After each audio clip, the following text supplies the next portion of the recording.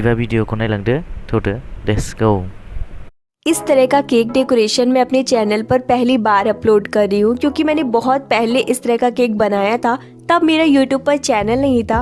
और जब से मेरा यूट्यूब पर चैनल बना है तब से इस तरह का केक डेकोरेशन का ऑर्डर आया ही नहीं। पहले मैं कस्टमर की डिमांड सुनती हूँ कि उन्हें किस तरह का केक डेकोरेशन चाहिए, फिर मैं उन्हें खुद से भी सजेस्ट करती हूँ कि आप इस तरह का केक बनवा सकते हैं, आप मिरर ग्लेज बनवा सकते हैं, आप थीम बनवा सकते हैं। इस बार भी मैंने जब कस्टमर को सजेस्ट किया आप मिरर ग्लेज